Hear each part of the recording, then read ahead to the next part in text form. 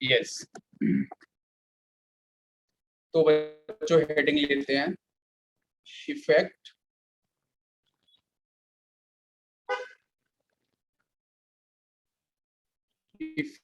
Pressure.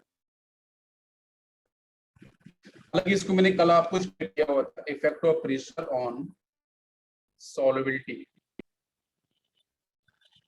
of gases in liquid। ठीक है बच्चों, गैस को जब हम लिक्विड में डिसॉल्व करेंगे तो उस समय जो आपका प्रेशर का जो इफेक्ट है वो आपका क्या होगा। तो इस स्टेटमेंट को, इस पॉइंट को एक्सप्लेन करने के लिए बेटा मैंने हमारा हेनरी लॉ, ठीक है, यहां से आपका हेनरी लॉ मैंने ये भी बताया था कि जो डॉल्टन्स थे उनके बच्चों पैरेलल आपके हेनरी थे, ठीक है। तो हेनरी ने बेटा काफी अच्छे से एक्सप्लेन किया कि जब हम किसी भी गैस को लिक्विड में डिसॉल्व करते हैं तो प्रेशर का रोल क्या होता है, ठीक है। प्रेशर किस तरीके से गैसेस की सॉल्युबिलिटी को इंक्रीज करता है लिक्विड में, या बच्चों आपका डिक्रीज करता है। तो जनरली हम लोग जो बात करने वाले हैं प्रेशर के साथ, तो यहाँ पे पहले मैं इसको स्टेट कर देता हूँ, मैंने कल आपको डिस्कस भी किया था। At constant temperature the gram quantity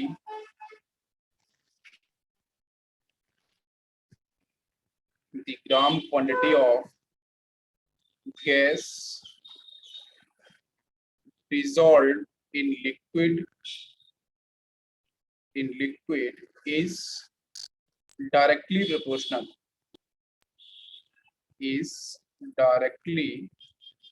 proportional to the partial pressure, PP बेटा partial pressure, ठीक है, of gas above the liquid surface, ठीक है, above the liquid surface। तो ये तो बच्चों हेनरी लॉ का बेसिक सा स्टेटमेंट है, आपको समझ में आएगा। मैंने बच्चों डिफाइन किया है कि भाई एट कांस्टेंट टेम्परेचर, अगर बच्चों टेम्परेचर कांस्टेंट नहीं होगा तो आपको इक्विलिब्रियम ही नहीं मिलेगा। पहली बात तो ये आप समझ लो, कोई एक आपको टेम्परेचर फिक्स करना पड़ेगा। जब टेम्परेचर को अपन फिक्स करते हैं तो उस केस में आप लोगों ने पढ़ा है जो रेट ऑफ वेपराइजेशन है और जो रेट ऑफ कंडेंसेशन है वो कहीं ना कहीं बच्चों उनके रेट क्या हो जाते हैं, इक्वल हो जाते हैं, बराबर हो जाते हैं। जिसकी वजह से क्या होता है कि जब तक इक्विलिब्रियम आपको देखने को नहीं मिलेगा तो बाकी हम जो मैथमेटिकल डाटा है, मोल लेके बात करते हैं, ग्राम को लेके बात करते हैं, या अदर कॉन्सेप्ट को डिस्कस करते हैं, तो हम डिफाइन नहीं कर सकते हैं। तो टेम्परेचर को तो आपको फिक्स करना पड़ेगा, ठीक है। बिकॉज टेम्परेचर के बारे में डिस्कस किया कि टेम्परेचर को बढ़ाने पे, टेम्परेचर को कम करने पे किस तरीके से सॉल्युबिलिटी में चेंज आता है, ठीक है। तो दो फैक्टर्स वहां पे आते हैं, एंडोथर्मिक और एक्सोथर्मिक। तो एंडोथर्मिक वाले केस में बच्चों टेम्परेचर अगर अपन इंक्रीज करेंगे तो उस केस में आपकी सॉल्युबिलिटी बढ़ रही थी। लेकिन बच्चों अगर एक्सोथर्मिक रिएक्शंस की बात करते हैं तो उस केस में अगर आप टेम्परेचर बढ़ाएंगे तो उस केस में रिएक्शन रिवर्सिबल हो रही थी, आप लोगों ने पढ़ा था। लेकिन वहां भी टेम्परेचर कांस्टेंट हम डिस्कस कर रहे हैं, क्यों? क्योंकि वहां पे इक्विलिब्रियम को पहले डिफाइन करना पड़ेगा, देन उसके बाद एटलीस्ट पता होना चाहिए ना कि जब हम किसी भी कंटेनर के अंदर जो रिएक्शन प्रोसीड हो रही है उसको अपन हीट दे तो एब्जॉर्ब किधर हो रही है, क्या रिएक्टेंट के साइड में एब्जॉर्ब हो रही है? अगर रिएक्टेंट के साइड में एब्जॉर्ब होगी तो आपका एंडोथर्मिक प्रोसेस, अगर आपके प्रोडक्ट के साइड में एब्जॉर्ब होगी तो आपका एक्सोथर्मिक प्रोसेस। तो एक्सोथर्मिक वाले केस में टेम्परेचर को कम करना पड़ेगा, तभी आपकी रिएक्शन फॉरवर्ड जाएगी, सॉल्युबिलिटी आपका इंक्रीज करेगा। तो यहाँ बच्चों टेम्परेचर आपको कांस्टेंट रखना पड़ेगा, इंपॉर्टेंट की पॉइंट है, आपको समझ में आ गया होगा। तो नेक्स्ट बेटा the gram quantity of gas dissolve in liquid is directly proportional to the partial pressure of gas above the liquid surface. ये बेसिक सा सिंपल सा स्टेटमेंट है, इसको मैं डायग्राम के हेल्प से थोड़ा समझने की कोशिश करूंगा। बताओ बच्चों, ये बात सभी को समझ में आई? क्लियर यहाँ तक? यस, स्टेटमेंट बिल्कुल आसान सा है इसका। देखो अब मैं आपको यहाँ पे इसका थोड़ा सा एक्सप्लेन करता हूँ एक बीकर को लेके प्रोसेस को, कि बच्चों यहाँ पे अपन ने लिक्विड फिल कर दिया है और मान लेते हैं बच्चों ये प्योर वाटर है, ठीक है, प्योर H2, और ये आपका यहाँ पे एज ए सॉल्वेंट, सॉल्वेंट मतलब नंबर ऑफ मोल्स मैक्सिमम। ऊपर से बच्चों मान के चलो मैंने O2 गैस को इसमें एंटर कराया, ठीक है, गैस और O2 गैस बच्चों यहाँ पे आके इसके सरफेस पे आके बच्चों फिक्स हुई है स्टार्टिंग में, है ना। बात को ध्यान से समझना। अब जब हम बात कर रहे हैं प्रेशर को लेके रहे हैं, तो इसका बच्चों ये है कि अगर यहाँ पे हम स्टेटमेंट की तरफ मूव करते हैं हेनरी लॉ के स्टेटमेंट पे, तो कुछ बात रखना कि बेटा जो O2 गैस है ना, O2 गैस बेटा सपोज मान के चलो इस लिक्विड के अंदर थोड़ी बहुत आपकी डिजोल्व हुई, जितने भी अमाउंट में आपकी डिजोल्व हुई, मतलब ये वाला पार्ट आपका डिजोल्व वाला सेक्शन है। मैं लिख सकता हूँ यहाँ पे आपका ये O2 गैस है जो बच्चों वाटर मॉलिक्यूल्स में आके आपकी डिजोल्व हुई, ठीक है। ध्यान दो, वाटर मॉलिक्यूल्स में आके बच्चों डिजोल्व हुई। अब ये जो पार्ट आपका डिजोल्व हुआ है, तो हम इसको कैसे लिख सकते हैं कि भाई जो भी मास ऑफ गैस आपका डिजोल्व होगा वो डायरेक्टली प्रोपोर्शनल टू होगा पार्शियल प्रेशर ऑफ गैस, ठीक है। अभी जो पार्शियल प्रेशर जो हम वर्ड यूज करते हैं, इस पार्शियल प्रेशर का मतलब बच्चों ये है कि जो लिक्विड है, लिक्विड के ऊपर जो पार्शियल प्रेशर डिफाइन किया जाएगा, लिक्विड के ऊपर जो पार्शियल प्रेशर डिफाइन किया जाएगा, ठीक है, वो पार्शियल प्रेशर की वैल्यू आपको यहाँ पुट करनी है एबव द लिक्विड। और जो मास की अपन बात कर रहे हैं, ये जो बच्चों सॉल्युबल हुआ है, ठीक है, जो लिक्विड के अंदर आपका जो भी पार्ट आपका सॉल्युबल हुआ है गैस का, तो ये पार्ट सॉल्युबल हुआ है। मैंने बच्चों मान के चलो आपको सपोज यहाँ पे 10 ग्राम डिजोल्व कितना हुआ है, तो डिजोल्व बच्चों आपका सपोज मान लो यहाँ पे x1 part x dash part आपका डिजोल्व हुआ है, तो जितना पार्ट आपका डिजोल्व हुआ है, समझ में आ रहा है। हेनरी का बेसिक स्टेटमेंट क्या है, ये ग्राफ के आपको यहाँ पे डायग्राम की हेल्प से काफी बेटर समझ में आएगा, स्टेटमेंट में कम समझ में आता है, हम रटने की कोशिश करते हैं। आप यहाँ से समझो, आपको मैंने सपोज 100 ग्राम आपको मैंने कोई अमाउंट दिया था गैस का, उसमें से 100 में से बच्चों मान के लो 70 ग्राम आपकी डिजोल्व हो गई है, तो यहाँ पे आप मास कौन सा लोगे, क्या 100 ग्राम वाला लोगे, बताओ मेरे को। नहीं, जो पार्ट आपका डिजोल्व हो चुका है, तो डिजोल्व कितना हुआ बेटा, सपोज 60 ग्राम आपका डिजोल्व हुआ है, तो जो 60 ग्राम आपका डिजोल्व हुआ है वो मास आपको यहाँ पे लेना है। और जो पार्शियल प्रेशर का बेटा यहाँ पे क्या लेना पड़ेगा, जो आपके लिक्विड के ऊपर, लिक्विड के सरफेस के ऊपर जो भी आपको कंटेंट मिलेगा, जो भी आपको प्रेशर डिफाइन किया जाएगा, वो आपका यहाँ पे डिफाइन होगा। अब ये बात समझ में आ रही है, बिकॉज न्यूमेरिकल करने में काफी आपको मदद मिलेगी कि कौन सा पार्ट कहाँ पे होना चाहिए, कौन सा पार्ट कहाँ पे नहीं होना चाहिए। अदरवाइज हम क्या करते हैं, टोटल पार्ट को उठा लेते हैं और हम लिखने की कोशिश करते हैं। नेक्स्ट चलते हैं, ध्यान दो बेटा। अब यहाँ से जो मैं लिखने वाला हूँ ये काफी इंपॉर्टेंट है, एक टेबल की हेल्प से हम लोग समझने की कोशिश करेंगे। न्यूमेरिकल्स यहाँ से बनते हैं कि बच्चों जो आपका हेनरी लॉ है, उस हेनरी लॉ के स्टेटमेंट के अकॉर्डिंग हम इसको डिफरेंट टर्म्स में रिलेट कर सकते हैं। जैसे पहला स्टेटमेंट बच्चों में बात करूँ कि जो मास है जो डिजोल्व हुआ है directly proportional to partial pressure. ध्यान दो, अब इसमें मैं इसको इस तरीके से स्टेट कर सकता हूँ क्या बेटा, प्रोपोर्शनल के साइन को निकाल दो, तो यहाँ पे मैं लिख सकता हूँ KH इंटू पी। क्या आपको मेरी बात समझ में आ रही है, KH इंटू पी। KH क्या है, हेनरी लॉ कांस्टेंट। और जितनी भी गैसेस होती हैं, हर किसी गैस की जो सॉल्युबिलिटी है लिक्विड के अंदर, ये बच्चों डिपेंड करती है KH वैल्यू पे। मतलब KH हर किसी गैसेस के लिए अलग अलग होता है। आप कोई सी भी गैस उठा के देख लो, कार्बन डाइऑक्साइड गैस हो, ऑक्सीजन गैस हो, गैस हो, तो इन सारी गैसेस की जब सॉल्युबिलिटी अपन लिक्विड में करते हैं, तो वहाँ पे हर किसी गैस के लिए इंडिविजुअल KH की वैल्यू डिफाइन होती है। तो KH हर किसी गैस के लिए क्या होता है, डिफरेंट डिफरेंट होता है। बिल्कुल बात समझ में आ रही है। अच्छा, तो मैंने प्रोपोर्शन का साइन निकाला, मैंने KH को यहाँ पे लिख दिया। अब यहाँ से मैं KH अगर निकालूं तो KH इक्वल टू में क्या लिख सकता हूँ, जो भी मास होगा डिवाइड बाई आपका जो प्रेशर होगा, ठीक है। अगर मैं इसके यूनिट्स की बात करूं तो बच्चों क्या होगा, ये हो जाएगा ग्राम ATM इनवर्स। बात समझ में आ रही है, this is gram ATM inverse, हम इस तरीके से इसको लिख सकते हैं। तो एक तो आपका बेसिक सा फॉर्मूला ये हुआ, फर्स्ट फॉर्मूला। सेकंड फॉर्मूले की बात करते हैं, हम इसको ऐसे भी तो लिख सकते हैं बेटा कि जो प्रेशर है वो डायरेक्टली प्रोपोर्शनल टू M। अरे आप मुझे बताओ ध्यान से, ये फर्स्ट और सेकंड, बहुत सारे बच्चे कंफ्यूज होते हैं यहाँ पे कि mass directly proportional to pressure है, हेनरी लॉ के स्टेटमेंट के अकॉर्डिंग कि pressure directly proportional to mass है। तो मैं कहता हूँ दोनों ही सही है, मैं कहता हूँ दोनों ही सही है और दोनों पे ही क्वेश्चंस आते हैं। तो उन्होंने कोई ऐसा फिक्स थोड़ी नहीं किया कि मास हमेशा डायरेक्टली प्रोपोर्शनल टू प्रेशर होगा। यहाँ पे अपन इसको ऐसे भी बोल सकते हैं कि जो प्रेशर है वो डायरेक्टली प्रोपोर्शनल टू मास है, ये भी स्टेटमेंट सही है। तो अब मैं इसको अगर स्टेट करूं तो यहाँ से क्या हो जाएगा, आप बताओ मुझे। Pressure is equal to, proportional का साइन निकालूं तो यहाँ से KH इंटू M हो जाएगा। बात समझ में आ रही है बेटा। K H into M. तो अगर आप यहाँ से फिर के एच निकालते हो तो के एच इक्वल टू आ जाएगा पी डिवाइड बाई एम। बिल्कुल सही। और उसके बाद बच्चों अगर इसकी यूनिट्स की बात करते हैं तो क्या होगा, यहाँ पे हो जाएगा एटीएम ग्राम इनवर्स। नया नया फॉर्मूला आपका डिफाइन हो गया है, ठीक है। तो आप बात ध्यान दो, बहुत से बच्चे कंफ्यूज होते हैं यहाँ पे, इससे दोनों में से कौन सा फॉर्मूला लिया जाए। तो मैं आपको बताता हूँ कि एच की जो वैल्यू है ना, जो वैल्यू दी जाएगी उस वैल्यू के साथ आपका यूनिट जरूर दिया जाता है। कि एच की वैल्यू के साथ आपको यूनिट जरूर दिया जाएगा। तो अगर उसका यूनिट बच्चों होता है ग्राम एटीएम इनवर्स, तो आपको मतलब इस फॉर्मूले को फॉलो करना है, इसके अकॉर्डिंग आपको ग्राफ वगैरह जो भी क्वेश्चन आएगा आपको सॉल्व करना होगा। ये गलती करते हैं बहुत बार बच्चे, वो एक ही बात रखते हैं कि sir M directly proportional to P, बहुत बार टिक करते हैं P directly proportional to M, और फिर वहां पे दिक्कत बाद में ये हो जाती है कि के एच की वैल्यू को ध्यान नहीं रखते वो सिर्फ मास और पार्शियल प्रेशर को ध्यान रखते हैं। भाई केएच का जो यूनिट है उसको जरूर फोकस करना। तो केएच का यूनिट अगर बच्चों ग्राम एटीएम इनवर्स है तो इसका मतलब आपको समझ में आना चाहिए कि आपका जो फॉर्मूला है, जो रिलेशन है, वो आपका mass directly proportional to partial pressure है। अगर केएच का यूनिट आपका एटीएम पर ग्राम या फिर मैं बोल रहा हूँ एटीएम ग्राम इनवर्स दे रखा है, तो फिर उस केस में आपको जो प्रेशर है वो डायरेक्टली प्रोपोर्शनल टू मास है। आपको फिर इस फॉर्मूले को फॉलो करना होगा। मेरी बात समझ में आ रही है? दोनों बातें क्लियर? और दोनों ही बच्चों करेक्ट स्टेटमेंट है, कोई भी स्टेटमेंट गलत नहीं है। दोनों बातें क्लियर हो गई? बिल्कुल। अब चलते हैं थर्ड पॉइंट को समझते हैं। इसी थर्ड पॉइंट ध्यान देते हैं बेटा। हम इसको ऐसे भी तो ले सकते हैं बेटा कि जो प्रेशर है वो directly proportional to mole fraction.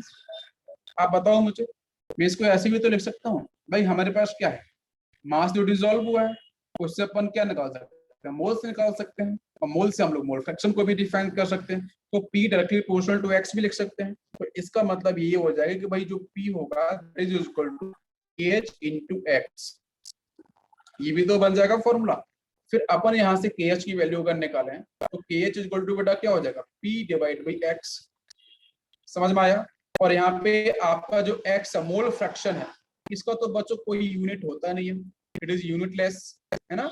और प्रेशर जो दिख रहा है मतलब आपका एटीएम। अब ध्यान दो, तीसरा केस और बन गई है हेनरी लॉ के अंदर।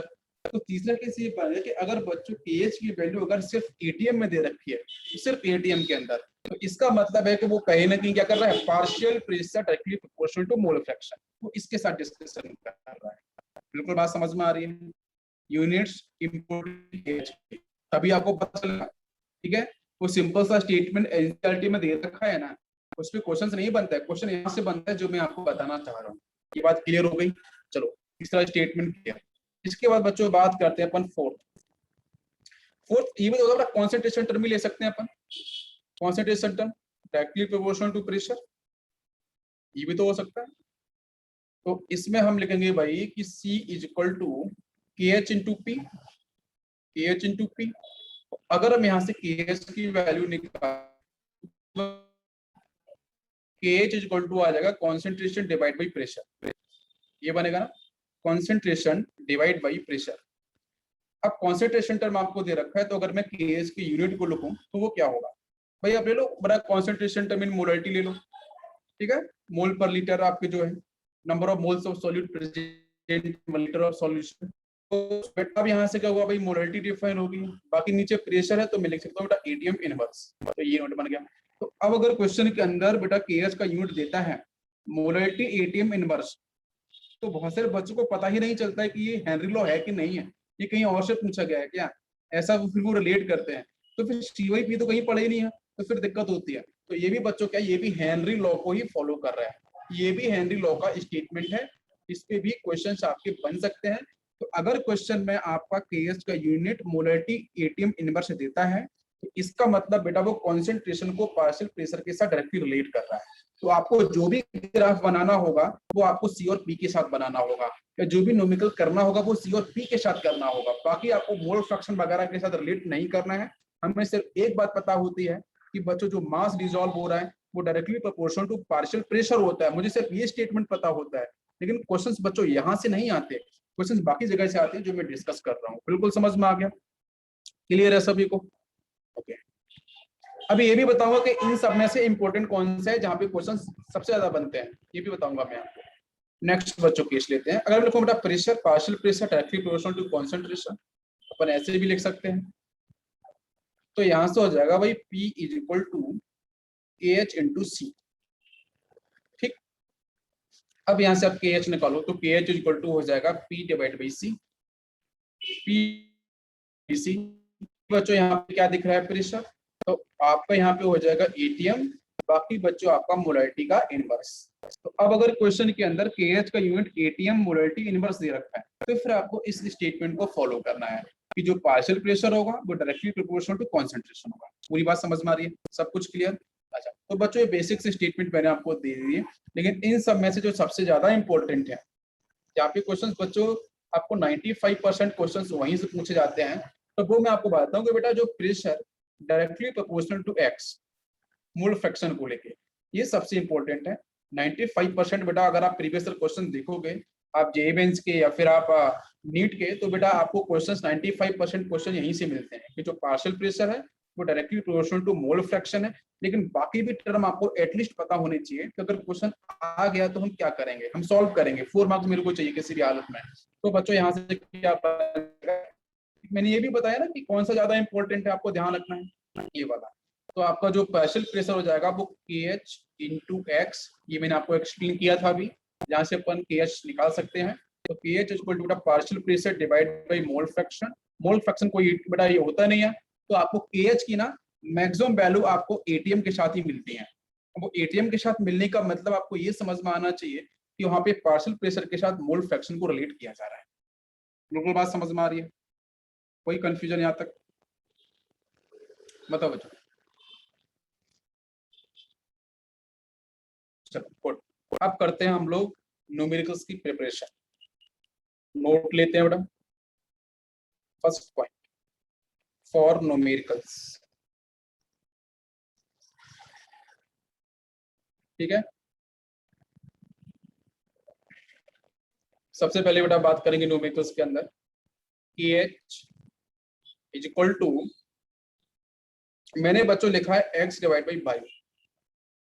मुझे नहीं पता x क्या है बाई क्या है, या फिर मैंने लिखा है a divide by b।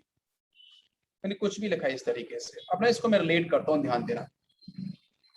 Question के अंदर आपको x डिवाइड बाई बाई क्या क्या टर्म हो सकते हैं, तो ये आपको बताया कि भाई x डिवाइड बाई बाई, ये आपके सिक्स जो अभी आपको मैंने कैटेगरी सिखाई थी वो डिफरेंट केसेस हो सकते हैं। अरे 6 कैटेगरी आपको अभी जस्ट मैंने एक्सप्लेन करी थी, आपने बिल्कुल देखा होगा। यहाँ पे क्या क्या हो सकता है, तो भाई KH में पहला जो स्टेटमेंट बन सकता है कि भाई मास डिवाइड बाई पार्शियल प्रेशर हो सकता है। भाई जो x डिवाइड लिखा है, एक्स वाई बाई का मतलब है बहुत सारे डिफरेंट फैक्टर, और ए और बी का मतलब ये है कि बहुत सारी डिफरेंट क्वांटिटीज यहाँ पे हो सकती हैं। तो m बाई पी हो सकता है, या बच्चों p डिवाइड बाई m हो सकता है, मैंने बताया था ना। या फिर इसके अलावा आपका यहाँ पे x डिवाइड बाई p हो सकता है मोल फ्रैक्शन, या फिर आपका p divide by mole fraction नीचे भी आ सकता है। इसके साथ आपके थर्ड फैक्टर की बात करें तो कॉन्सेंट्रेशन डिवाइड बाई प्रेशर भी हो सकता है, प्रेशर भी कॉन्सेंट्रेशन टर्म होता है। तो आपको मैंने फिर से यहाँ पर रिलेट किया कि इसलिए मैंने वहां पे x और y कोई अननोन नंबर्स लिखे हैं, अननोन क्वांटिटीज लिखी हैं, अननोन वैल्यूज लिखी हैं, जिससे आपको रिलेट करने में काफी आसानी हो कि क्या क्या टर्म बेटा हो सकता है। तो ध्यान दो, बिल्कुल सिंपल सा है, आप बिल्कुल सही से समझ जाओगे। मतलब पार्शियल प्रेशर तो बच्चों मैंडेटरी है। पार्शियल प्रेशर तो आप हर जगह देखो, पार्शियल प्रेशर तो बच्चों मैंडेटरी आपको दिख रहा है, वो तो होना ही चाहिए। तो क्या क्या ध्यान रखना है, मास, मोल फ्रैक्शन, कॉन्सेंट्रेशन। समझ में आ रही है? आपको हमेशा के लिए याद हो जाएगा क्या कि प्रेशर तो बच्चों कांस्टेंट है। प्रेशर को चाहे ऊपर लिखो, प्रेशर को चाहे नीचे लिखो, वो डिपेंड अपॉन KH का यूनिट क्या आना चाहिए। तो KH का यूनिट विल डिफाइन कि आपका यहाँ पे m बाई पी होगा, कि x बाई पी होगा, कि c बाई पी होगा, कि p बाई सी होगा, कि p बाई x होगा, कि p बाई m होगा। क्या होना चाहिए, ये जो आपका KH का यूनिट होगा यही सब कुछ डिफाइन करेगा। बिल्कुल बात समझ में आ रही है? कोई डाउट यहाँ तक किसी बच्चे को? बिल्कुल आसान है। अच्छा, तो इसलिए बच्चों मैंने वहां पे वेरिएबल की फॉर्म में x बाई बाई लिखा है, बाकी मैंने a बाई बी लिखा है। बिल्कुल क्लियर? अगर बच्चों में लिखूं ए स्टेटमेंट में, फर्स्ट स्टेटमेंट बात करूं, अगर मैंने बोला है सपोज, चलो मैं आपसे पूछता हूं इस स्टेटमेंट को लेकर, मैंने सपोज यहाँ पे पूछा आपसे कि KH की यूनिट बच्चों दे रखी है molarity ATM inverse, molarity ATM inverse. तो इसका मतलब क्या, वो किसके बारे में बच्चों डिस्कशन कर रहा है, जरा बताओ मेरे को। भाई मोलारिटी का मतलब बेटा क्या है, कॉन्सेंट्रेशन। एटीएम का मतलब बच्चों प्रेशर से है, एटीएम इनवर्स लगा है तो प्रेशर नीचे आना चाहिए, ऊपर आपका C डिवाइड बाई पी। वो इसके बारे में डिस्कशन कर रहा है। इसी तरीके से अगर बच्चों में बोलूं कि KH जो है उसका लिखा यूनिट ATM, सिर्फ ATM लिखा है। अब देखना बच्चे यही तो कंफ्यूज होते हैं, बहुत बार सोचते हैं कि सर मोलरिटी ATM इनवर्स क्यों दे रखा है क्वेश्चन में, सर उसका तो ATM आना चाहिए था। बट ATM बच्चों मोस्ट इंपोर्टेंट ये है कि ज्यादातर आता है क्वेश्चंस के अंदर, बाकी आपको ये भी वैल्यूज देखने को मिल सकती है। अगर KH इक्वल टू इसने ATM लिखा है तो उसका बेसिक मतलब क्या है, उसका बेसिक मतलब यह है कि बच्चों को प्रेशर और मोल फ्रैक्शन के बारे में डिस्कशन कर रहा है।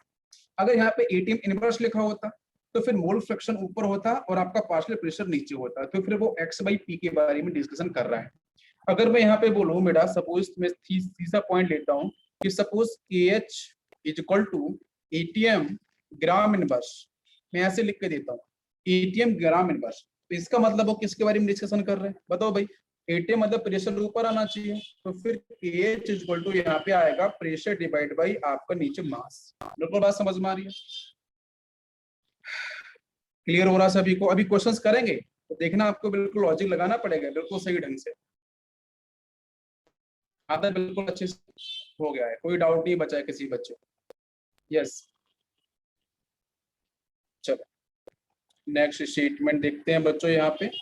यस, अब इसके बाद बच्चों हम बात करते हैं कि KH ये जो आपका हेनरी लॉ कांस्टेंट है, जो हेनरी कांस्टेंट है, इसकी बच्चों फीजिबिलिटी के बारे में, ठीक है, कि इसकी फीजिबिलिटी को बच्चों डिफाइन करें तो मैं KH को जनरली बच्चों यूज करता हूं प्रेशर डिवाइड बाई x। ये मैंने बोला था कि जनरली ये आपको देखने को मिलेगा, जहां पे मैं इसको बोल सकता हूं कि भाई KH inversely proportional to x, इस तरीके से भी हम इसको बोल सकते हैं।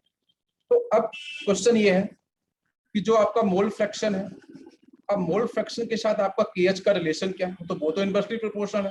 तो यहाँ से एक मैं स्टेटमेंट दे सकता हूँ कि जो भी आपके प्रेशर है, मास है, कॉन्सेंट्रेशन है, ये जो मोल फ्रैक्शन है वो कहीं न कहीं जो K की जो यूनिट है उस पर डिपेंड कर रहा है। तो KH का फंक्शन, भाई KH तो हैंडल कर रहा है सब कुछ, तो KH बेसिक फंक्शन, तो मैं यहाँ पे क्या स्टेटमेंट दे सकता हूँ, ध्यान दो, higher value of KH, higher value of KH मतलब बेटा मैं ATM के साथ यहाँ पे रिलेट कर रहा हूँ, KH ATM के साथ, KH की बच्चों टोटल आपकी 6 यूनिट्स हो सकती हैं, मैं KH को ना ATM के साथ रिलेट यहाँ पे कर रहा हूँ, will represent low solubility of gas in liquid। तो ये वीडियो स्टेटमेंट काफी अच्छा है, एनसीईआरटी में भी डिफाइन किया गया है कि अगर आपकी KH की वैल्यू बच्चों अधिक हो रही है, हम ATM के साथ बात कर रहे हैं, तो मैंने बोला था कि जनरल 95% केस के अंदर ये केस आपको देखने को मिलेगा, इसलिए मैंने यहाँ पे ATM डिफाइन किया है। तो KH की वैल्यू बच्चों जितनी आपकी ज्यादा होगी तो KH is inversely proportional to mole fraction, so यहाँ पे लिखा है will represent low solubility of gas in liquid. तो गैस की सॉल्युबिलिटी क्या होगी, कम, बिकॉज KH की वैल्यू अगर ज्यादा हो जाएगी तो बच्चों मोल फ्रैक्शन क्या, किसका मोल फ्रैक्शन, सॉल्वेंट का थोड़ी नहीं, मोल फ्रैक्शन बच्चों सॉल्यूट का। तो जो सॉल्यूट का मोल फ्रैक्शन है उसकी वैल्यू कहीं ना कहीं क्या होगी बच्चों, कम। तो एक्स बच्चों क्या है, एक्स वो पार्ट है जो आपके पानी के अंदर प्रेजेंट है, जो सॉल्वेंट के अंदर प्रेजेंट है, इनसाइड, ठीक है, इनसाइड जो आपके सॉल्वेंट के साथ प्रेजेंट है, हम उसकी बात कर रहे हैं। तो KH जितना ज्यादा निकल के आएगा तो आपकी उतनी ही बेटा क्या होगी, सॉल्युबिलिटी कम हो जाएगी। बिल्कुल बात समझ में आ रही है गैस को लेके, क्लियर? बताओ बच्चों, चलो थर्ड पॉइंट लेते हैं, एक ग्राफ से हेल्प, इसको थोड़ा समझने की कोशिश करते हैं। यहाँ बच्चों मैंने प्रेशर लिया, इधर मैंने मास ऑफ गैस लिया, ठीक है, आपको यहाँ पे सीक्वेंस बताना है, ये फर्स्ट, सेकेंड एंड थर्ड, 1 2 3। इधर बच्चों आपका जो मास जो यहाँ पे है, जो mg है ना, ये आपका जो पार्ट सॉल्युबल हुआ है, जो पार्ट डिसॉल्व हो चुका है सॉल्वेंट के अंदर, हम उसकी साथ बात कर रहे हैं। कि 3 बच्चों मैंने स्टेटमेंट आपको दिया है, ग्राफ दिया है, जो आपका मास डिसॉल्व हुआ है और पार्शियल प्रेशर के साथ, ये आपका एक्स एक्सिस में है, ये वाई एक्सिस में है। आपको बच्चों सॉल्युबिलिटी का ऑर्डर अरेंज करना, हमारे पास ये फर्स्ट पॉइंट है, सेकेंड पॉइंट है, ये थर्ड पॉइंट है, ठीक है। आपको बताना है यहाँ पे करेक्ट आपका आंसर कौन सा होगा सॉल्युबिलिटी का, ठीक है। सॉल्युबिलिटी के साथ बच्चों बात कर रहे हैं, मैं आपको पहला ऑप्शन देता हूँ 3 2 1। नेक्स्ट में बात करता हूँ बी में 1 2 एंड 3। सी स्टेटमेंट है, यहाँ पे सब कुछ के एच से रिलेट होगा, के एच के साथ, ठीक है। मास मैंने यहाँ पे दिया है, मैंने प्रेशर यहाँ पे दिया है। सी मैं देता हूँ 2 ग्रेटर देन 3 एंड 1, और डी स्टेटमेंट लेते हैं अपन नन ऑफ दीज, ठीक है। कौन सा आंसर होना चाहिए? 1 2 3 सबसे अधिक किसकी होगी? सेकेंड स्टेटमेंट होगा। आप इसको ध्यान से ऑब्जर्व करो बेटा। मैंने सपोज इस 3 को देखो, जो 3 जिस पॉइंट पे दिख रहा है उसका मास यहाँ पे डिफाइन होगा। सेकंड को देखोगे तो मास आपको यहाँ पे दिखेगा, इसका फर्स्ट को देखोगे तो फर्स्ट का मास आपको यहाँ पे दिखेगा, ठीक है। ये फर्स्ट का मास जो डिसॉल्व हो चुका है, उसके बाद बच्चों आपका ये सेकंड और ये आपका थर्ड। बात समझ में आ रही है? मतलब आप यहाँ पे जो फॉलो कर रहे हो वो मास इज इक्वल टू के एच इंटू पी, अरे इसी को तो फॉलो कर रहे हो। तो जहां पे मैं लिख सकता हूँ बेटा K H is equal to mass divide by pressure. अरे बताओ सभी लोग, क्लियर है? अच्छा, तो अब यहाँ ध्यान से देखना कि बेटा मैंने कोई भाई प्रेशर की बात करूँ तो प्रेशर को स्टेटमेंट, प्रेशर तो आपको यहाँ पे एक जगह किसी पॉइंट पे फिक्स करना पड़ेगा। मैंने बच्चों प्रेशर को ना यहाँ पे फिक्स किया, इस पॉइंट के साथ, इस जगह प्रेशर को फिक्स किया। तो इस प्रेशर को जब मैंने फिक्स किया तो मुझे बताओ मास की बच्चों डिफरेंट डिफरेंट वैल्यू आ रही है। एक तो आपके यहाँ पे 3, ये मैक्सिमम मास डिफाइन हो रहा है। फिर आपका 2, 3 से आपका कम मास डिफाइन हो रहा है जो डिजोल्व हुआ है। फिर 1 की बात करूं तो मास उससे भी कम डिजोल्व हुआ है। तो सबसे अधिक बेटा मास कहाँ पे डिजोल्व हुआ है, मतलब सबसे अधिक सॉल्युबिलिटी कहाँ पे डिफाइन, मतलब मैं ऐसा बोल लूं कि आपके पास 3 केसेस हैं, 1 2 3, 3 डिफरेंट केसेस हैं। तो 3 डिफरेंट केसेस के अंदर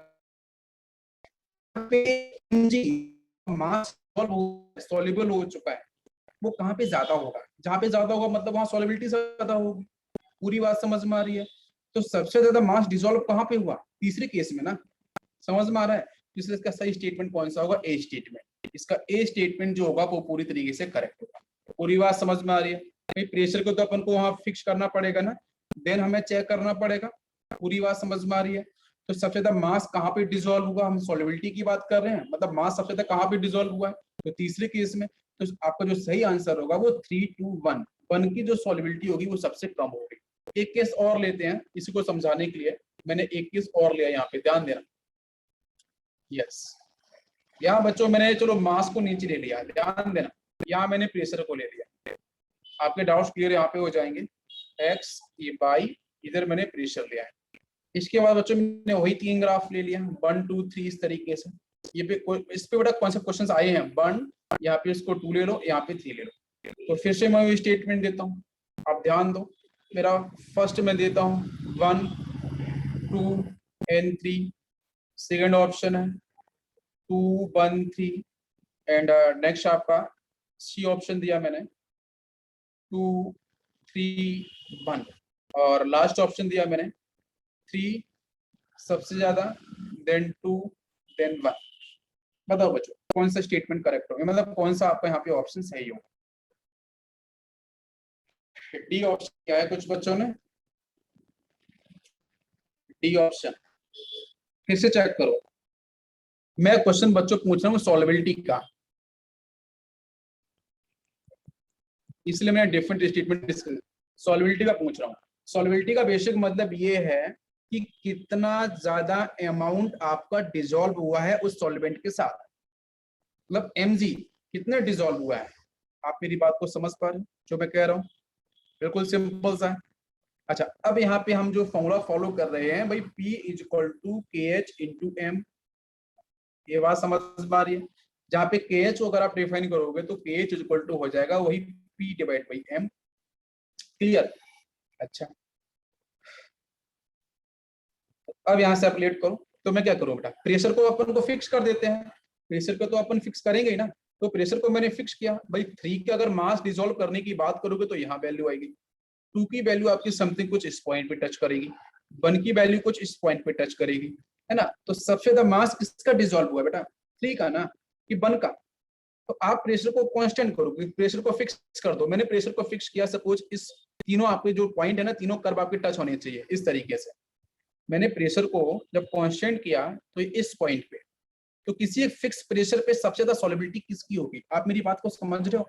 मैं बच्चों प्रेशर को फिक्स कर देता हूँ, 3 डिफरेंट गैसेस है हमारे पास, मैं उसको डिसॉल्व कर रहा हूँ, तो उसी कांस्टेंट प्रेशर पे सबसे ज्यादा सॉलिबिलिटी किसकी हो रही है? तो सबसे ज्यादा सॉलिबिलिटी डिफाइन करने के लिए आपको mg बजाना पड़ेगा, कितना मास डिसॉल्व हुआ है। तो mg बजाने के लिए कोई एक पॉइंट पे प्रेशर फिक्स करना पड़ेगा। तो प्रेशर को जैसे मैंने फिक्स किया, तो बच्चों सबसे ज्यादा सॉलिबिलिटी किसकी हुई? बन की। अरे बन का मास यहाँ पे होगा ना, टू का मास यहाँ पे होगा, टी का मास ये होगा, तो इसका ए ऑप्शन फिर से करेक्ट हो जाएगा। क्या आपको मेरी बात समझ में आ रही है? किन बच्चों का ए ऑप्शन सही आया बताओ बड़ा जल्दी से। भाई प्रेशर को अपन को फिक्स करना पड़ेगा, देन वी विल चेक कि किसकी आपकी किस गैस की सोलबिलिटी कितनी ज्यादा हुई। तो इसमें बच्चे हमेशा कंफ्यूज होते हैं, वो प्रेशर को वेरी कराते हैं, कभी मास को वेरी कराते हैं। आपको एक बात ध्यान रखनी है, प्रेशर को फिक्स रखना है, उसी कांस्टेंट प्रेशर पे बार बार आपको चेक करके देखना है कि किसकी सॉलिबिलिटी ज्यादा किसकी सॉलिबिलिटी कम। बेटा फ्री के 4 मार्क्स मिलते हैं, मैं ईमानदारी से बोल रहा हूँ, आपको हर साल क्वेश्चन इसके ऊपर मिल जाते हैं देखने को। बिल्कुल बात समझ में आ रही है? कोई कंफ्यूजन किसी बच्चे को नहीं? यस,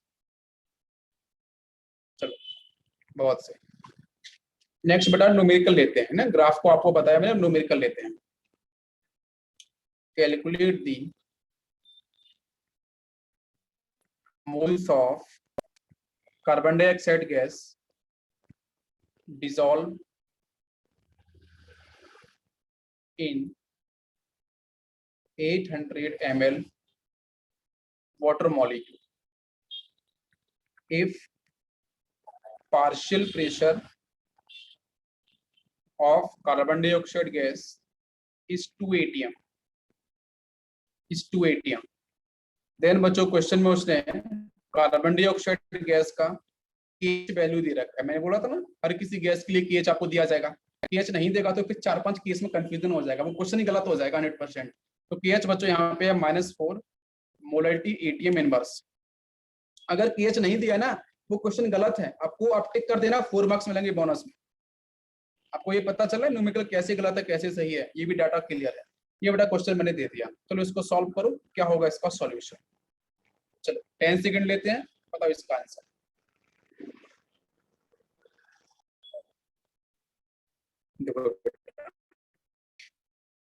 करिए बहुत सही ढंग से बेटा। केएच की वैल्यू यहाँ पे दे रखी है मोलरिटी एटीएम इनवर्स, तो मोलरिटी एटीएम इनवर्स आपको क्या बता रहा है? वो तो बच्चों ये बता रहे कि भाई केएच जो होना चाहिए उसमें कॉन्सेंट्रेशन ऊपर होना चाहिए तभी मोलरिटी ऊपर आएगी, मतलब प्रेशर नीचे होना चाहिए। तो उसका मतलब है भाई पी के बारे में, बस ये बात तो कंफर्म हो गई हमें। तो देखते हैं करके कैंची चलाना आता है तो यहाँ से ठीक है, pressure is equal to concentration term. अब बेटा केएच की वैल्यू कितनी दे रखी है? 10 की पावर -4, बिल्कुल लिख दो 10 की पावर -4। बेटा प्रेशर कितना दे रखा है जरा चेक करो, 2 atm। अब ये बात जरूर देना कि पार्शियल प्रेशर ही होना चाहिए, टोटल प्रेशर नहीं। मेरी बात समझ रहे हो ना? टोटल प्रेशर को भी उठा के आप रख सकते हो, ये गलती करोगे, करते हैं बहुत बच्चे। क्या होता है न्यूमेरिकल के अंदर बहुत सारी बातें गलत दे रखी होती हैं, आपके काम की नहीं होती हैं, फिर भी फंसाने के लिए एग्जामिनर करता है ऐसा काम, गेम खेलता है। तो यहाँ पे आपको पार्शियल प्रेशर को ही सिलेक्ट करना है। तो बेटा बोल दे रखा है 2 atm। What is the mean of concentration? उसने पूछा बच्चों मोल्स, तो कॉन्सेंट्रेशन का मतलब बच्चों होता है आपकी moles of solute present in litre of solution, यही होता है। तो लिख लो बेटा यहाँ पे मोल्स डिवाइड बाई पीएल। अब क्वेश्चन के अंदर आपसे जब उसने मोल्स पूछे तो मोल्स के लिए बेटा क्या हम एक्स रख सकते हैं? आप मेरी बात को समझ रहे हो? और बच्चों वॉल्यूम कितना है? 800 ml दे रखा है, उसको लीटर में चेंज कर लो, तो मोल्स अपन को निकालना है तो एक्स हो गया, डिवाइड बाई बेटा आपका यहाँ पे वॉल्यूम ml में है 800, उसमें चेंज करने के लिए ऊपर 1000 का मल्टीप्लाई करो। इतना ही करना था सिंपल सा, बाकी आपको देखो 2 जीरो से जीरो कैंसिल कर दो, ठीक है, बाकी यहाँ पे डिवाइड बाई 1 कर लो, क्रॉस से मल्टीप्लाई कर दो और आंसर निकल के आ जाएगा। बताओ बेटा कैलकुलेशन आपने करी इस तरीके से, बताओ आंसर क्या आएगा। नेक्स्ट क्वेश्चन लेते हैं अपन यहाँ पे। Calculate the moles of oxygen gas dissolved in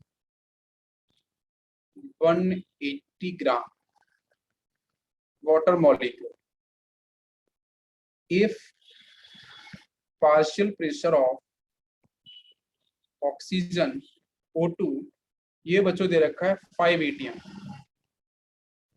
ठीक है। और क्वेश्चन में अगर KH नहीं दिया है तो क्वेश्चन गलत है। तो KH बच्चों दे रखा है O2 गैस के लिए, और इसकी वैल्यू बच्चों है 4 into 10। जल्दी से सॉल्व करो, क्या आंसर होगा। यस, देखो यहाँ पे हम सॉल्यूशन की तरफ चलते हैं। देखो KH की बेटा आपको यूनिट दे रखी है, ठीक है, सिर्फ है, तो मतलब KH divide by mole fraction है, बिल्कुल है, mole fraction, reset divide by mole fraction, तभी एटीएम आएगा। तो इसके बारे में वो बात कर रहा है। तो जनरली बच्चे क्या करते हैं, वो मास वाला जबरदस्ती लगाते हैं प्रेशर प्रेशर। तो केएच की वैल्यू जब दे रखी है दैट विल डिफाइन, है ना, वो आंसर निकालेगा आपको सही। तो यहाँ पे लिख सकते हैं क्रॉस मल्टीप्लाई करके KH into X equal to P. KH की वैल्यू ऑलरेडी बेटा गिवन है 4 इंटू 10⁻⁵, और मोल फ्रैक्शन आपको लिखना पड़ेगा बिकॉज इसने मोल्स पूछा है बेटा O2 का वाटर मॉलिक्यूल्स के साथ। तो कैसे लिखा जाए मोल फ्रैक्शन, तो moles of O2 divide by, नीचे होगा आपका moles of O2 plus moles of बेटा वाटर मॉलिक्यूल्स। समझ में आ रहा है सभी को। मेरी सॉल्यूशन का नीचे हो जाएगा ना मोल्स, तो वाटर मॉलिक्यूल्स का। ये बात क्लियर हो गई। इक्वल टू बच्चों क्या प्रेशर की वैल्यू कितनी दे रखी है, देखो भाई प्रेशर आपको ना क्वेश्चन में 5 ATM दे रखा है, तो P की जगह आपका 5 आ जाएगा, वो भी पार्शियल प्रेशर, ठीक। अब क्या किया जाए, यस।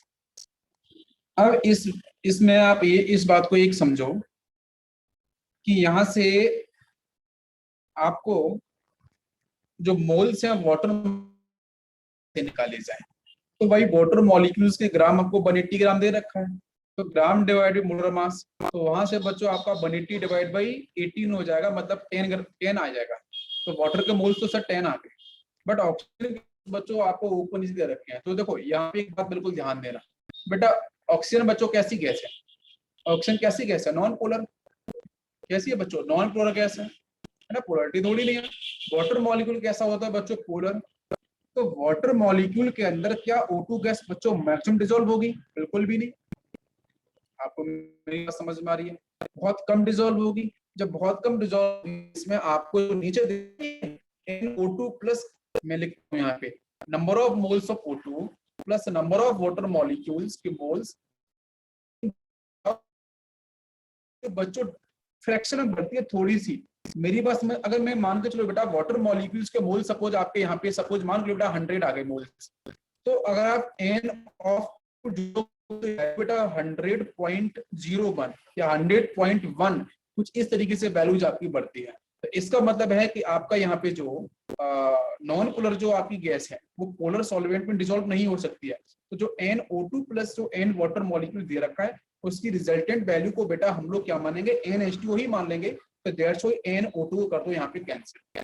अब बात और आसान हो गई होगी, बिल्कुल सही। ऐसे ही सॉल्व करना है, गलती कहीं कोई नहीं होगी, आराम सॉल्व हो जाएगा। तो आपको यहाँ से क्या मिल गया, ये मिल गया बच्चों 4 into 10⁻⁵ is equal to NO2 निकालना है तो x डिवाइड बाई नीचे हो जाएगा वाटर मॉलिक्यूल्स के मोल जरा एक बार लिख दो, कितने बच्चों 10 multiplied by 5, sorry equal to 5।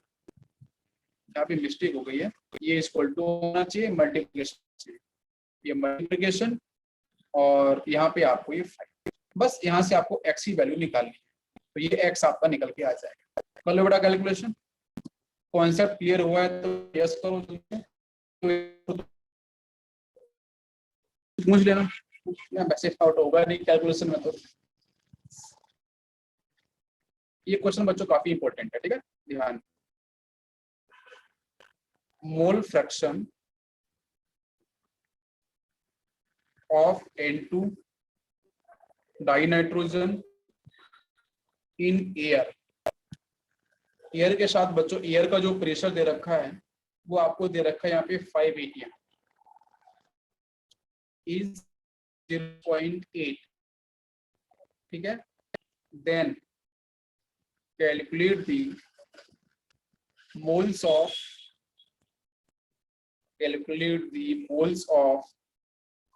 N2 gas dissolved in 20 moles of water। और क्वेश्चन बेटा दे रखा है कि if KH is N2, N2 gas के लिए बेटा KH की वैल्यू है 10 की power 4 ATM N question mark. Question को फिर से रिपीट करता हूँ। देखो बेटा क्वेश्चन में बोला है कि भाई मोल फ्रैक्शन ऑफ N2 जो है गैस का वो एयर में आपको दे रखा है 5 ATM। अब बहुत सारे बच्चे यहाँ पे पता क्या गलती करते हैं, वो ये करते हैं कि भाई मोल फ्रैक्शन N2 गैस का 0.8 दे दिया सर, बिल्कुल समझ में आ गया। उसने प्रेशर के बारे में भी बात कर दी है बिल्कुल।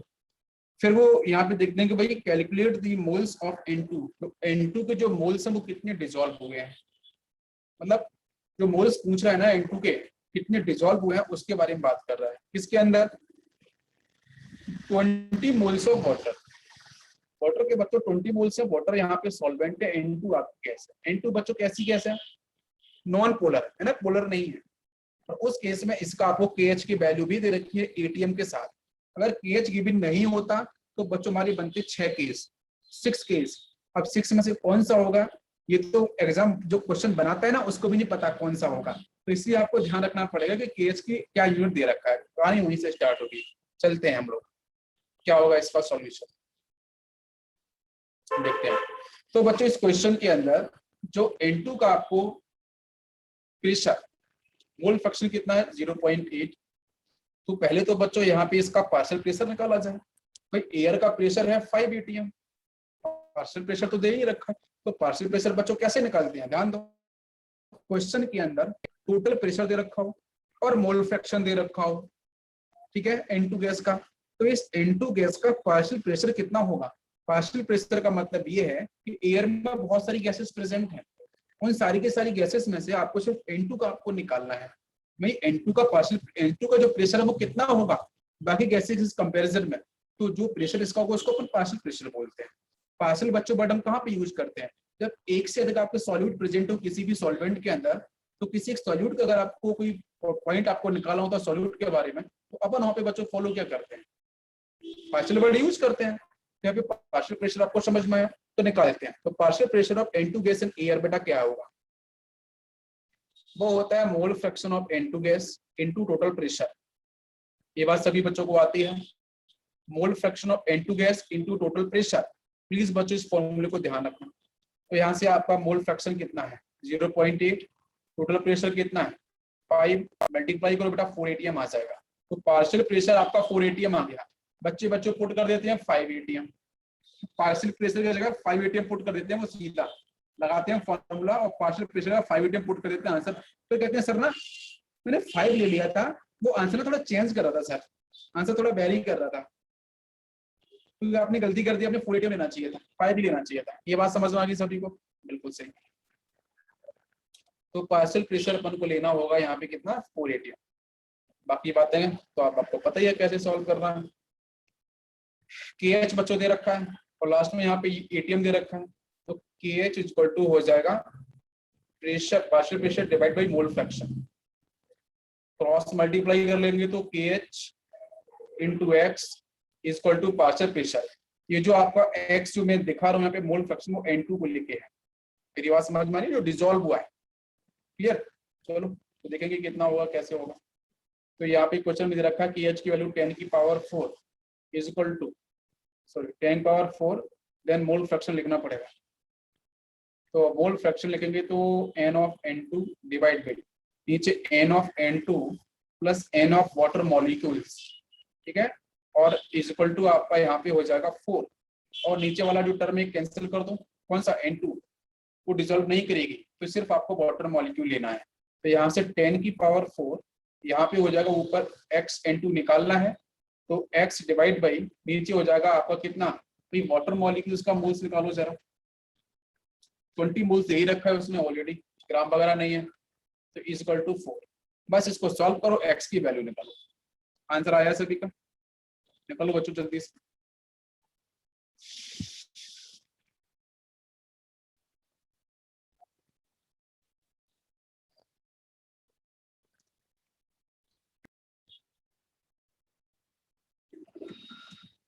नेक्स्ट बच्चों बात करते हैं limitation. Limitations of Henry law. तो हेनरी लॉ की बच्चों जो लिमिटेशंस हैं ना वो क्या क्या होंगी, इसमें सबसे फर्स्ट पॉइंट पे हम बात करते हैं, इट इज एप्लीकेबल। मेरा लिमिटेशंस पे क्वेश्चंस पूछा गया है, ठीक है। It is applicable for less soluble gases, less soluble gases जैसे बच्चों helium, neon, argon, krypton, xenon, radon, H2 gas, O2 gas, N2 gas, F2, NCl2। ये सारी की सारी जो बच्चों गैसेस मैंने यहाँ पे लिखी हैं ये आपकी होती है लेस सॉल्युबल, ठीक है, लेस सॉल्युबल। इसके बाद बच्चों अगर मैं पोलर गैस लिखता हूँ जैसे आपकी अमोनिया गैस हो गई, जैसे carbon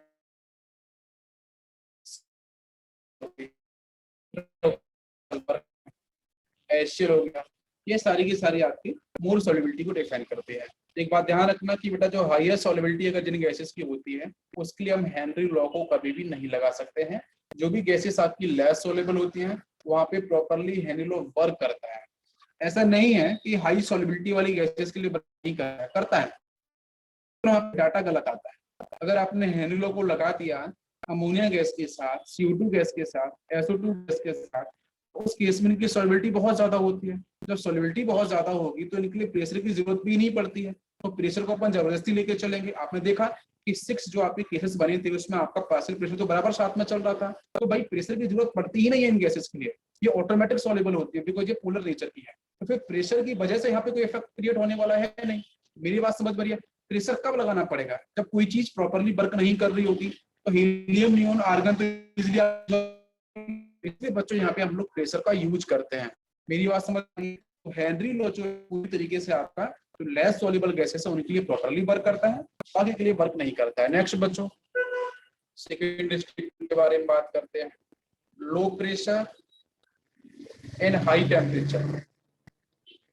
low pressure and high temperature, ठीक है, ये कंडीशंस काफी इंपॉर्टेंट है। तो जब भी बच्चों हम लोग बात करते हैं आपकी नॉन पोलर गैस के लिए, नॉन पोलर गैस के लिए आप जब भी बात करते हो तो नॉन पोलर गैस के लिए क्या बच्चों आपका लो प्रेशर और हाई टेम्परेचर होना चाहिए कि हाई प्रेशर या लो टेम्परेचर होना चाहिए? ये हम लोग एलसी पढ़ते हैं, एलसी प्रिंसिपल के अंदर, ठीक है। मैं यहाँ हूँ high and low temperature, pressure कैसा होना चाहिए और टेम्परेचर कैसा होना चाहिए लो। ये एलसी प्रिंसिपल के बारे में डिस्कशन करूंगा मैं, ठीक है। और अगर बच्चों यहाँ पे अगर हम, तो इसका मतलब यह है कि हेनरी लॉ क्लियर नहीं कर पाया, अगर मैं प्रेशर को लो कर देता हूँ, टेम्परेचर हाई कर देता हूँ, तो उस केस में सॉल्युबिलिटी डिफाइन कैसी होगी और क्या होगी, ये भी इनका एक क्या है लिमिटेशन है, इनका एरर है। इस बात को भी समझ। नेक्स्ट बच्चों बात करते हैं अपन एप्लीकेशन ऑफ हेनरी लॉ।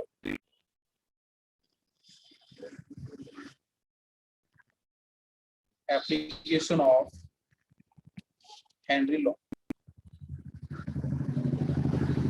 जिसमें बच्चों सबसे बात करते हैं in cold drink, soda water, carbon dioxide gas is filled at high pressure, at high pressure, ठीक है। तो ये आप जो कोल्ड ड्रिंक, पेप्सी, क्या क्या आती है, बहुत सारी ब्रांड आती है, उन कोल्ड ड्रिंक्स के अगर आप अंदर देखो तो जब भी उसको आप ऐसे स्टिर कर दो ना काफी तेजी से, फिर उसको जरा ओपन करके चेहरे लगाना, वो मजा आएगा बच्चों, करना नहीं है, ठीक है ऐसा।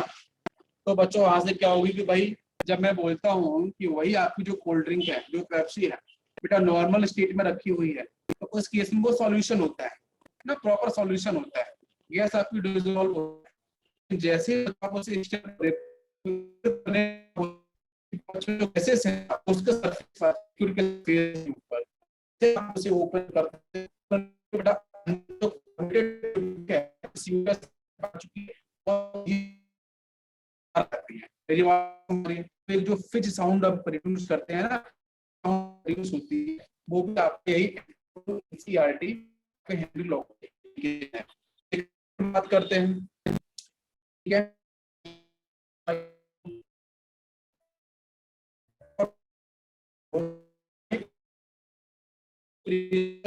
ऐसा है ना जो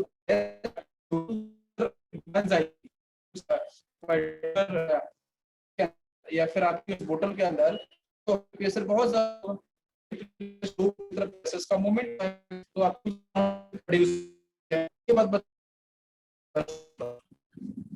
सेकेंड एप्लीकेशन है जो समुद्र के नीचे लोग जो जाते हैं, ठीक है, आप डिस्कवरी में देखते होंगे, sea divers used special cylinder for breathing, for breathing. जैसे बच्चों हीलियम हो गया, O2 हो गया, N2 हो गया, बात समझ में आ रही है? ध्यान दो, जो सी डाइवर्स होते हैं बेटा समुद्र के नीचे जाते हैं, तो समुद्र के नीचे जाते जाएंगे तो प्रेशर बढ़ता जाएगा। आपको पता है जब प्रेशर बढ़ता जाएगा तो बच्चों जो ब्लड वेन्स है, ठीक है, जिसमें जिसको अपन बोलते हैं इसमें ब्लड आपका फ्लो कर रहा है ह्यूमन बॉडी के अंदर, तो कहीं ना कहीं बच्चों उनके ऊपर प्रेशर आपका काफी ज्यादा अप्लाई होगा। आप मेरी बात को समझ रहे हो? तो नीचे जाने में प्रेशर तो इंक्रीज ही होगा। तो क्वेश्चन है कि वहां पे जब ऑक्सीजन की जो सप्लाई है, जो रेस्पिरेशन प्रोसेस है, उसमें दिक्कत होने वाली है। बिल्कुल बात समझ में आ रही है? बिकॉज प्रेशर बढ़ता जाएगा तो O2 गैस डिसॉल्व हो जाएगी। क्या आपको मेरी बात समझ में आ रही है भाई? ऑक्सीजन आपकी मोर सोलिबिलिटी को डिफाइन करेगी ना, क्लियर समझ में आ रहा है? तो उस करते हैं भाई वहां पे एक पैनिक सिचुएशन फिर क्रिएट होती है हमारे ह्यूमन बॉडी के अंदर।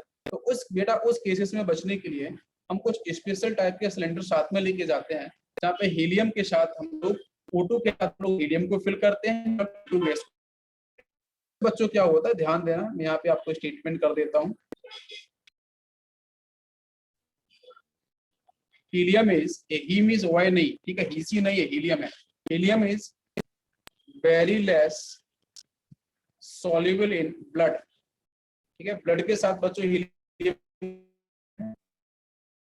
so it is used at high pressure। तो हाई प्रेशर वगैरह को यूज कर सकते हो O2 के साथ। बिल्कुल समझ में आ गया सभी? क्लियर? एक क्वेश्चन लेते हैं, प्रीवियस ईयर बड़ा क्वेश्चन है, यही ट्रिपली का है, ध्यान। क्वेश्चन है in which case Henry law is not effective, is not solubility of gases in water, in water। जहां बच्चों पहला ऑप्शन आपका है HCl, सेकेंड ऑप्शन है आपकी अमोनिया गैस, सी ऑप्शन है आपका SO2। क्वेश्चन बेटा दे रखा है, in which case Henry law is not effective for solubility of gases in water। तो चार गैसेस आपको दे रखी हैं, तो चारों गैसेस में से कौन सी गैस के लिए आपका हेनरी लॉ इफेक्टिव नहीं होगा? बताओ बच्चों। जो आपकी नहीं होगा भाई, आप ध्यान दो, मैं आपको यह समझाता हूँ कि भाई कौन से केस में इफेक्टिव नहीं होगा। उसने इस तरीके से पूछा है, तो अमोनिया भी तो पोलर ही होती है,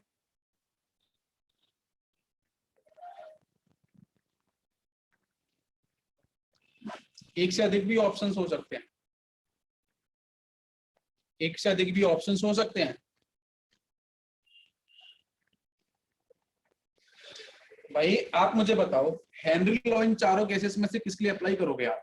मैं अभी बताया था, हेनरी लॉ इन चारों केसेस में से HCl की जो फ्यूम्स हैं, अमोनिया के जो फ्यूम्स हैं, SO2 है, N2 है, चारों में से किस लिए अप्लाई करोगे आप हेनरी लॉ? तो हेनरी लॉ बच्चों हम अप्लाई करेंगे आपकी सिर्फ N2 गैस के लिए। क्या आपको मेरी बात समझ में आ रही है? इट इज नॉन पोलर, बिल्कुल क्लियर। नॉन पोलर के लिए तो डिफाइन करते हैं अपन। बाकी बच्चों Acer is a polar, ammonia is also polar, SO2 is also polar, तो क्या हम इसके लिए हेलो डिफाइन कर सकते हैं? नहीं। तो किसके लिए इफेक्टिव नहीं होगी? तो आंसर होगा बेटा A, B, D। मैंने मॉडिफाई किया, ए ट्रिपल क्वेश्चन है, उसमें पूछा गया था मोस्ट इफेक्टिव, ये नॉट की जगह ना मोस्ट इफेक्टिव। मोस्ट इफेक्टिव किसके लिए होगा? अब ये क्वेश्चन बन गया ए ट्रिपल का। मैं ऐसे ही मॉडिफाई करता हूँ बहुत बार क्वेश्चंस को। तो बेटा यहाँ से आपका मोस्ट इफेक्टिव, तो मोस्ट इफेक्टिव किसके लिए होगा? तो फिर N2 के लिए हो जाएगा। तो करेक्ट आंसर इज N2। अगर पूछता कि नॉट इफेक्टिव, तो बाकी A, B, D is right answer. समझ में आ गया? क्लियर हुआ सभी को?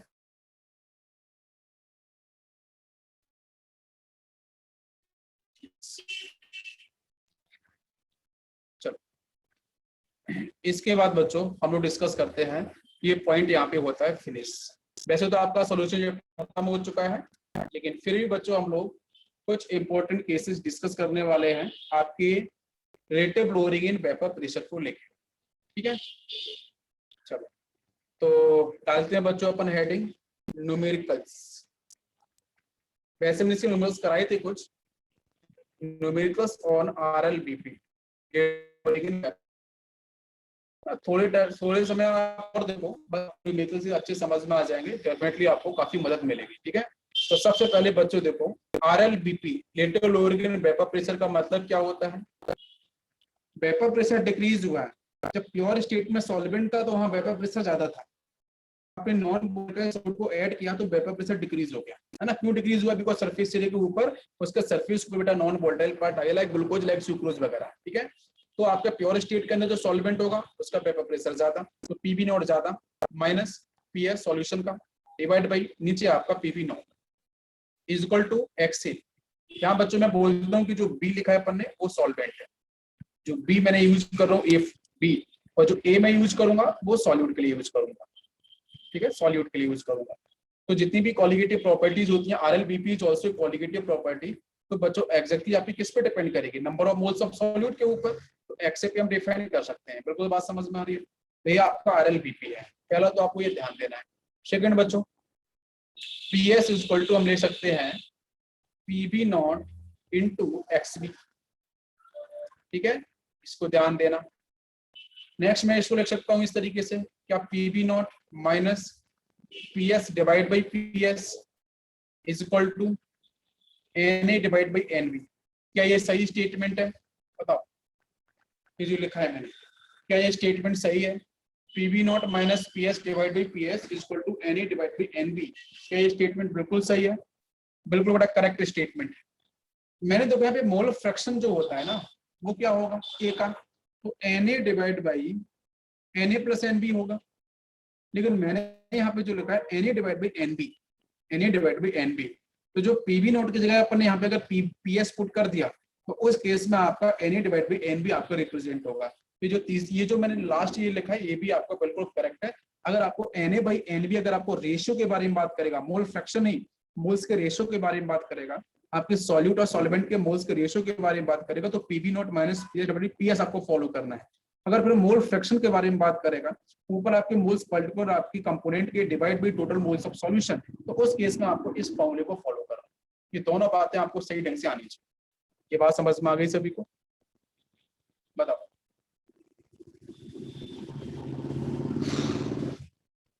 नेक्स्ट बच्चों बात करते हैं RLBP is equal to PV nought minus PS divide by PV nought is equal to, बेटा सॉल्यूट के साथ ना, सॉल्यूट के जो मोल्स है ना उनके साथ आपको जो करेक्शन फैक्टर उसका मल्टीप्लाई करना है बॉन्ड ऑफ फैक्टर का, है ना? तो I इंटू क्या हो जाएगा NA divide by I into NA plus NB। अब यहाँ पे बच्चे बहुत बार क्या गलती करते हैं, भाई सोचते हैं कि सर ये I का मल्टीप्लाई ना NA प्लस NB के साथ है। गलत, ये I का मल्टीप्लाई सिर्फ NA के साथ है, ये बात ध्यान रखना, NB के साथ नहीं है। ऊपर I का मल्टीप्लाई सॉल्यूट के आपके जो मोल्स हैं उनके साथ है, नीचे I मल्टीप्लाई वो भी सॉल्यूट के मोल्स के साथ। बिल्कुल बात समझ में आ रही है? I का मल्टीप्लाई NB प्लस NB के साथ नहीं है, तो बहुत बच्चे इसको ब्रैकेट में डाल देते हैं n प्लस एन बी को और आई का मल्टीप्लाई कर देते हैं, तो आंसर फिर गलत बन जाता है। तो ये भी आपको स्टेटमेंट ध्यान रखना, अगर करेक्शन फैक्टर के साथ अगर क्वेश्चन आता है तो आपको इस स्टेटमेंट को फॉलो करना है। अगर मैं यहीं पे बात करूं बेटा, सपोज मैं मोल्स के रेशियो के साथ बात करूं, तो फिर हो जाएगा आपका PV nought minus P S divide by P S, that is equal to I into N A divide by नीचे आपका एन। तो एक बात ध्यान रखो कि आई का जो करेक्शन फैक्टर का जो मल्टीप्लाई होगा वो सिर्फ आपके number of moles of solute के साथ होगा, चाहे ये वाला कॉन्सेप्ट हो चाहे आपका ये सेकंड वाला कॉन्सेप्ट हो, ये सेकंड ले लो इसको फर्स्ट ले लो, तो दोनों ही फॉर्मूले आपके लिए इंपॉर्टेंट है। बिल्कुल बात समझ में आई? बताओ बच्चों, यहाँ से जो पीवी नॉट है वो आपका vapour pressure of pure solvent water molecules है, पीएस आपका है वेपर प्रेशर ऑफ सॉल्यूशन, या फिर आपको पीएस का मतलब एक तरीके से और बोलता है, जेई एडवांस के अंदर पूछा गया है, पीएस का मतलब बच्चों दे रखा था vapour pressure of water after mixing non volatile solute. PS का मतलब उसमें लैंग्वेज दे रखा था न्यूमेरिकल्स के अंदर कि पीएस की जो वैल्यू है उसके बारे में पूछ रहा था कि vapour pressure of water after mixing non volatile solute, तो उसका मतलब वो पीएस के बारे में ही डिस्कशन कर रहा है। तो पीएस को हम अलग अलग तरीके से लिखते हैं, या इसको वेपर प्रेशर ऑफ सॉल्यूशन बोलो या फिर बोलो vapour pressure of water after mixing non volatile solute, तो उसका मतलब भी आपको पीएस के बारे में ही वो पूछ रहा है। इतनी बात समझ में आ गई? बिल्कुल। नेक्स्ट क्वेश्चन लेते हैं।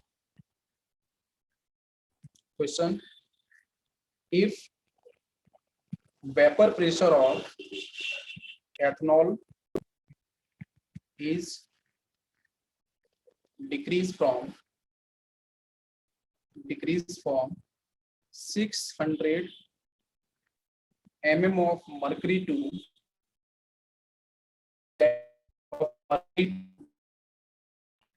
550 mm of mercury when non-volatile solute is added, या बच्चों is mixed, then calculate। First है आपका RLBP क्या होगा, सेकेंड आपको निकालना है mole fraction of solute,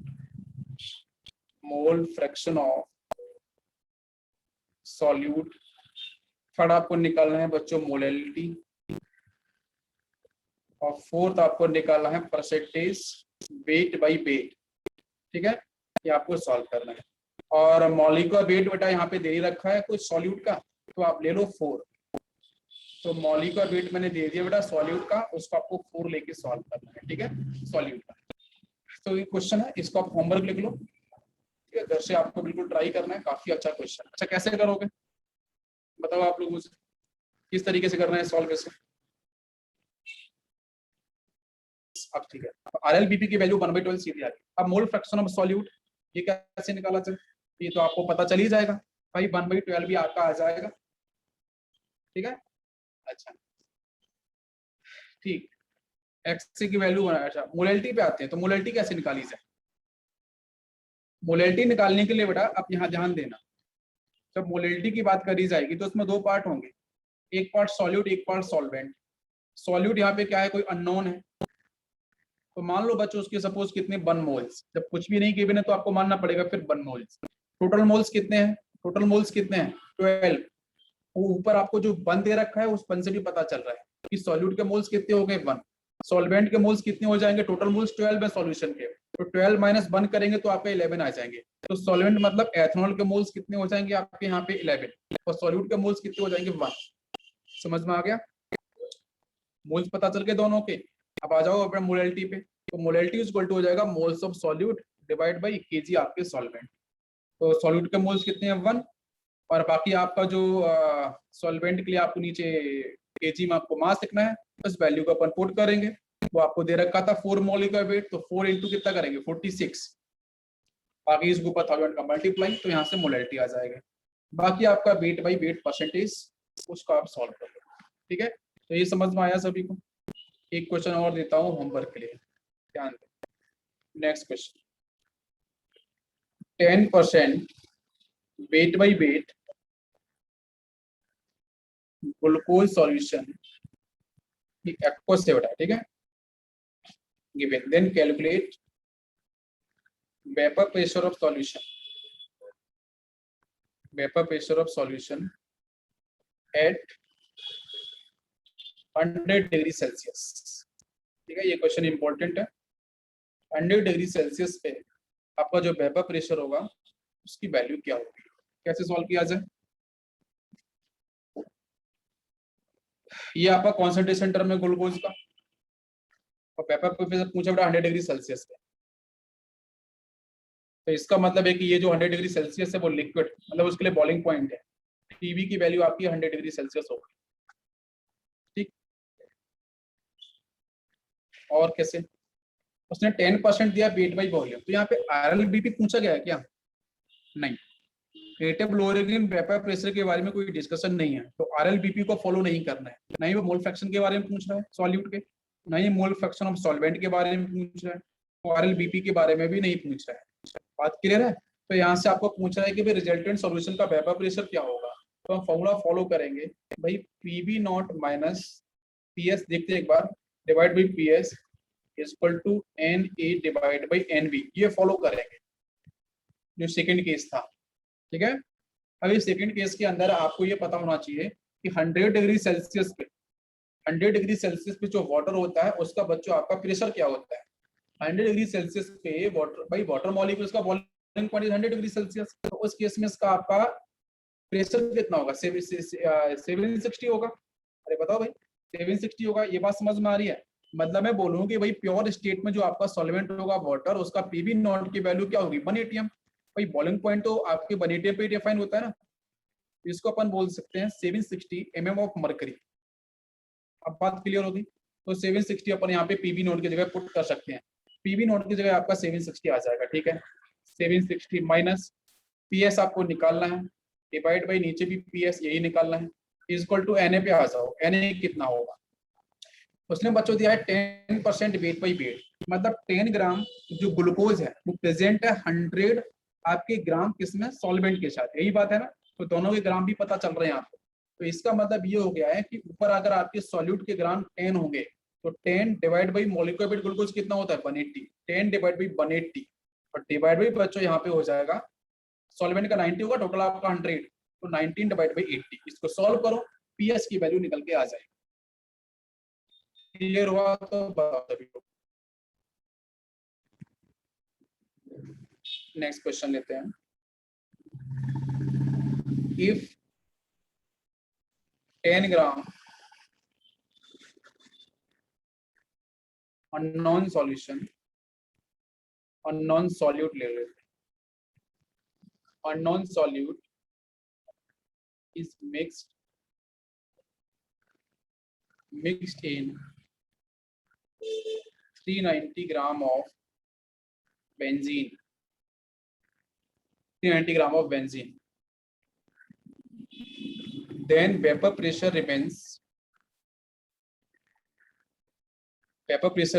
80%, 80% of initial vapor pressure, initial vapor pressure।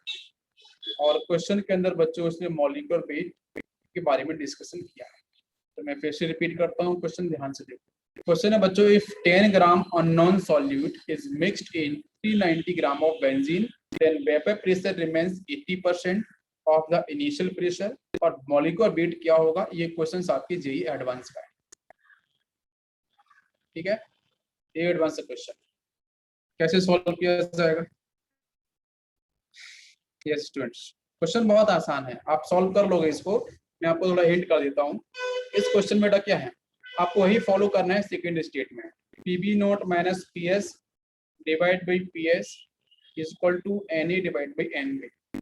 यहाँ पे पीबी नॉट कितना होगा, पीबी नॉट भाई इनिशियल जो वेपर प्रेशर होगा वाटर मॉलिक्यूल्स वाले, आप मुझे बताओ कि भाई जो रिमेनिंग इसने बोला है कि 80% ऑफ द इनिशियल, तो इनिशियल बच्चों कितना मान लें 100।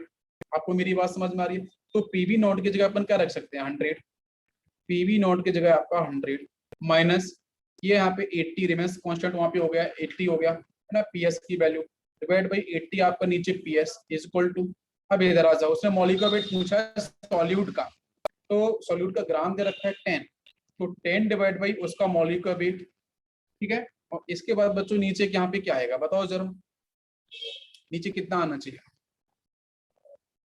390 ग्राम दे रखा है, बेंजीन का है, ठीक है। तो 390 डिवाइड बाई 78 मॉलिक्यूलर वेट, इसको सॉल्व करना है, एक्स की वैल्यू निकल के यहाँ से। तो ये क्वेश्चन जेईई एडवांस में आपका पूछा हो जाएगा सॉल्व सभी से। तो यहाँ बच्चों हमारा एक कॉन्सेप्ट होता है फिनिश सॉल्यूशन चैप्टर। अब बच्चों इसके बाद हम लोग बात करेंगे specially for 11th class students.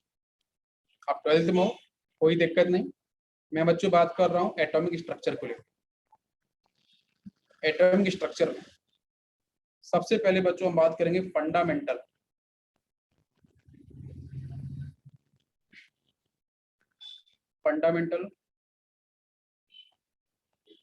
Particles of atom, ठीक है। एटम्स के जो फंडामेंटल पार्टिकल्स हैं, इलेक्ट्रॉन, प्रोटॉन्स, न्यूट्रॉन्स। इलेक्ट्रॉन बच्चों कहाँ पे होते हैं, ऑर्बिट में। अगर मैं आपको रिप्रेजेंट करूं, ये बेटा न्यूक्लियस है, प्रोटॉन प्लस न्यूट्रॉन्स, ये आपका यहाँ पे ऑर्बिट में प्रेजेंट है इलेक्ट्रॉन्स। तो न्यूक्लियस के अंदर बच्चों क्या प्रेजेंट होते हैं, प्रोटॉन्स और न्यूट्रॉन्स। इलेक्ट्रॉन्स बच्चों कहाँ पे प्रेजेंट होगा, आपकी ऑर्बिट के अंदर, ठीक है। ये आपको मैं बहुत ही बेसिक से स्टार्ट कर रहा हूँ, आप इस बात को समझने की कोशिश करो। आपका नया चैप्टर स्टार्ट हो चुका है एटॉमिक स्ट्रक्चर, ठीक है। इसके बच्चों हम बात करेंगे कि आपका जो इलेक्ट्रॉन है उसकी डिस्कवरी किसने करी थी, तो आपका कौन सा, जे जे थॉमसन।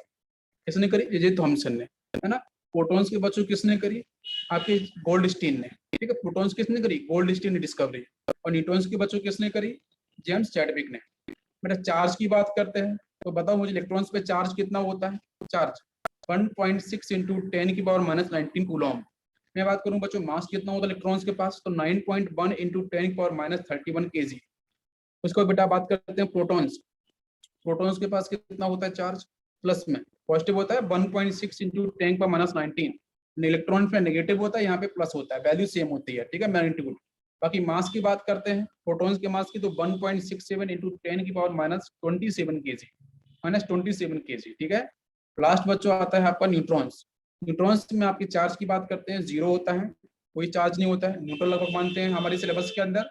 और फिर बच्चों अगर मास की बात करते हैं, वैसे न्यूट्रॉन आपकी न्यूट्रल नहीं होता है, लेकिन हमारे सिलेबस में न्यूट्रल है। मास के बारे में बच्चों बात करते हैं, तो 1.67 इंटू 10 पावर माइनस 27 kg। जितना आपका मास प्रोटॉन्स का होता है, उतना ही मास आपके न्यूट्रॉन्स का भी होता है, 1.67 इंटू 10 पावर माइनस 27 kg। तो ये बेसिक इन्फॉर्मेशन है, इसको आपको पता होना चाहिए। यहाँ तक बात क्लियर हुई सभी को, बताओ बच्चों।